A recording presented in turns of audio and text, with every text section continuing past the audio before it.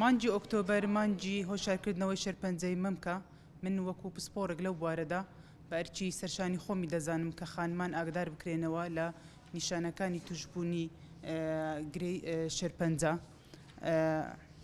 ئەگەر هاتوو خانمانی بەڕێز یەک لەو نیشانانە هەستر کرد لە مەم کردیان لە ژێرباڵت هەیە، پێویستە سەردانی پزیشکی پسپۆر لەو بوارەدا بکرێتن. مەرجنی ئەو نیشانانەی کە من باسی دەکەم کە خانمی بەڕێز ئێوە تووشی شێرپەنجەی مەمک بوونە، تەنها بۆ زانیاری وەرگرتن و دڵنیابوونەوەی کە دوورین لە توشبوونی نەخۆشی شێرپەنجە. نیشانەکانی شێرپەنجەی مەمک ئەو نیشانانە کە گۆڕانکاری لە قەبارەی مەمک، گۆڕانکاری لە شێوەی مەمک و لە پێستی مەمک، وەبوونی سووربوونەوە پەڵەپەڵە لە شوێنی جیاواز، وە گۆڕینی قەبارە و شێوەی گۆی مەمک، قڵیشی گۆی مەمک، وەبوونی دەرداوی خوێن بە تایبەتی یەکلایەن کە گرینگە، بە قوڵداچوونی پێستی مەمک کە بوونی لەژێر ئەو پێست ڕاکێشانە کە بوونی گرەیەکی هەست بە گرێک دەکەی کە پێستەکەی لۆ خۆی ڕاکێشایە.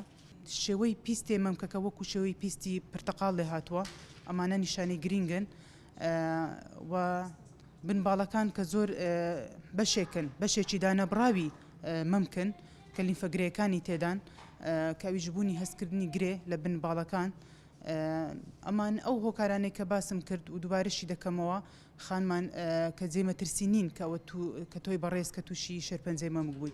تەنها ئاگادارکردنەوەیە ئەن سەردانی پزیشک بکرێتن کە دڵنیای تۆ خانووی بەڕێز تووشی شێرپەنجە نەبووی.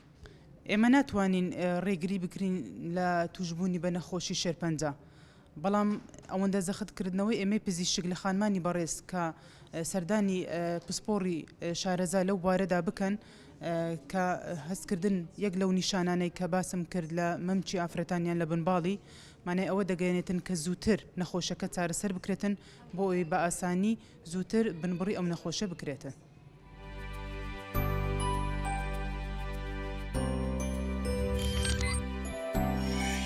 میهرەبانی، دڵسۆزی و لێزانی.